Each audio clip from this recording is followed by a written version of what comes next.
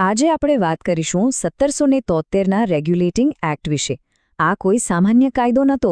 આ એક એવો કાયદો હતો જેણે માત્ર ભારતનો ઇતિહાસ જ નહીં પણ સરકારો અને મોટી મોટી કંપનીઓ વચ્ચેના સંબંધોને પણ કાયમ માટે બદલી નાખ્યા. તો ચાલો આ ઐતિહાસિક કાયદાને જરા ઊંડાણથી સમજીએ.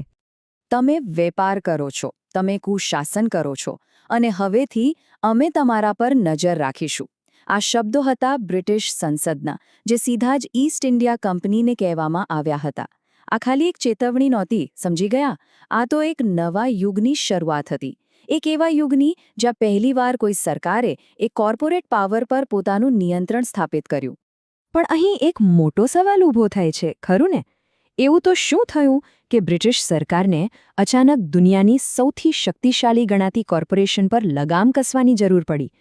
ચાલો આની પાછળનું કારણ શોધીએ.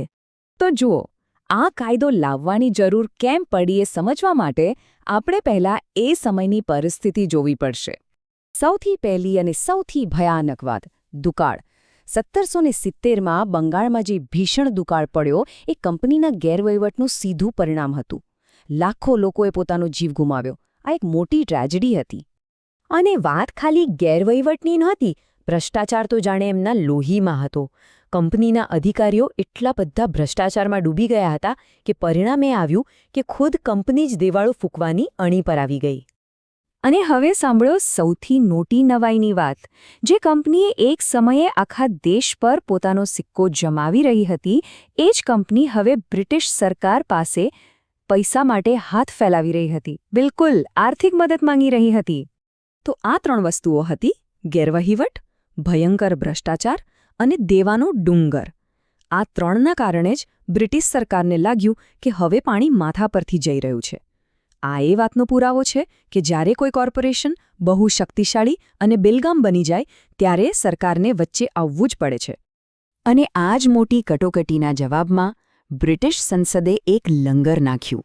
એ લંગર એટલે રેગ્યુલેટિંગ એક્ટ. આને સમજવા માટે એક સરસ ઉપમા છે. વિચારો કે ઈસ્ટ ઇન્ડિયા કંપની એક વિશાળ જંગલી જહાજ જેવી હતી, જે દરિયામાં કોઈ પણ દિશામાં બેકાબૂ થઈને ફરી રહી હતી. અને રેગ્યુલેટિંગ એક્ટ એ એક એવું લંગર હતું જે સંસદે ફેંક્યું એ જહાજને રોકવા અને તેના પર ફરીથી કાબૂ મેળવવા માટે.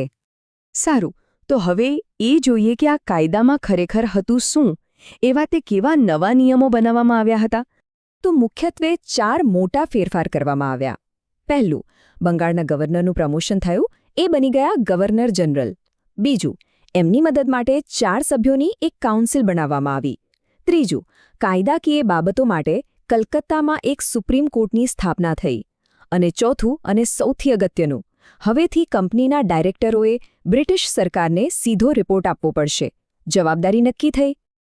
આટલું બધું યાદ ના રહે તો પણ ચાલશે, બસ આટલું યાદ રાખો. 1773 મતલબ એક ગવર્નર જનરલ અને એક સુપ્રીમ કોર્ટ. બસ આટલું જ. આ એકદમ સહેલી રીત છે આ કાયદાની 2 સૌથી મોટી વાતોને યાદ રાખવાની. પણ હવે અસલી સવાલ પર આવીએ. શું આ બધું ભારતના લોકોના ભલા માટે થઈ રહ્યું હતું? શું બ્રિટિશ સરકારને અચાનક ભારતીયોની આટલી બધી ચિંતા થવા લાગી? કે પછી પડદા પાછળ કંઈક બીજું જ રંધાઈ રહ્યું હતું? ચાલો એ પણ જાણીએ. તો જુઓ, દુનિયાને બતાવવા માટેનો ધ્યેય કંઈક અલગ હતો કે ભાઈ, અમે તો ભારતમાં શાસન સુધારવા આવ્યા છીએ, લોકોનું કલ્યાણ કરવા આવ્યા છીએ. પણ અસલી હેતુ શું હતો? અસલી હેતુ હતો પોતાના આર્થિક અને રાજકીય હિતોનું રક્ષણ કરવું અને આ હાથમાંથી નીકળી ગયેલી કંપનીને ફરીથી કાબૂમાં લેવી. આ વાતને સમજવા માટે આપણે પ્રાચીન ભારતના કૌટિલ્યના અર્થશાસ્ત્રને યાદ કરી શકીએ છીએ.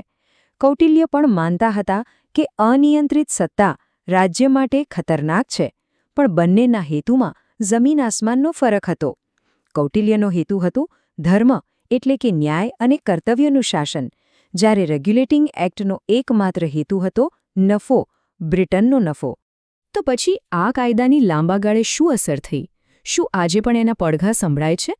ચાલો જોઈએ. આ કાયદાની સૌથી મોટી અને દૂરગામી અસર હતી કેન્દ્રીકરણની શરૂઆત. એટલે કે બંગાળના ગવર્નરને બોમ્બે અને મદ્રાસ પ્રેસિડેન્સી કરતાં વધારે સત્તા આપવામાં આવી. ભારતમાં એક સેન્ટ્રલ ઓથોરિટી બનાવવાનો પાયો અહીંથી નખાયો હતો. આનાથી થયું શું? એક સેન્ટ્રલ ચેઇન ઓફ કમાન્ડ બની. બોમ્બે પ્રેસિડેન્સી, જેમાં એ સમયે ગુજરાત પણ હતું, એ કલકત્તાના અધિકાર ક્ષેત્રમાં આવી ગઈ. આજે જે આપણે ભારતમાં કેન્દ્ર અને રાજ્ય સરકારોનું વહીવટી માળખું જોઈએ છે ને, એના બીજ અહીં રોપાયા હતા. એટલે કે કેન્દ્રનું વર્ચસ્વ 1950થી નહીં, પણ છેક 1773થી શરૂ થયું હતું. હા, પણ એનો મતલબ એ નથી કે આ કાયદો એકદમ પરફેક્ટ હતો. બિલકુલ નહીં. એમાં ઘણી ખામીઓ હતી, જેમ કે ગવર્નર જનરલને ઘણીવાર એની કાઉન્સિલ જ ઓવરરૂલ કરી દેતી. સુપ્રીમ કોર્ટનો અધિકાર ક્યાં સુધી છે એ જ સ્પષ્ટ નહોતું, અને જે ભ્રષ્ટાચારને નાથવા માટે આ કાયદો આવ્યો હતો એ તો ચાલુ જ રહ્યો. એટલે કહી શકાય કે આ એક અપૂર્ણ પ્રયોગ હતો. તો છેલ્લે સવાલ એ જ રહે છે, શું 1773ના રેગ્યુલેટિંગ એક્ટને ભારતમાં બંધારણીય શાસન તરફનું પહેલું પગલું ગણવું જોઈએ, કે પછી એ માત્ર એક મોટી કંપનીને બચાવવા માટેનું સરકારી પેકેજ, એટલે કે એક કોર્પોરેટ બેલઆઉટ હતું? આ સવાલનો જવાબ એ જ આ કાયદાનો સાચો વારસો છે, જેના પર આપણે સૌએ વિચારવું રહ્યું.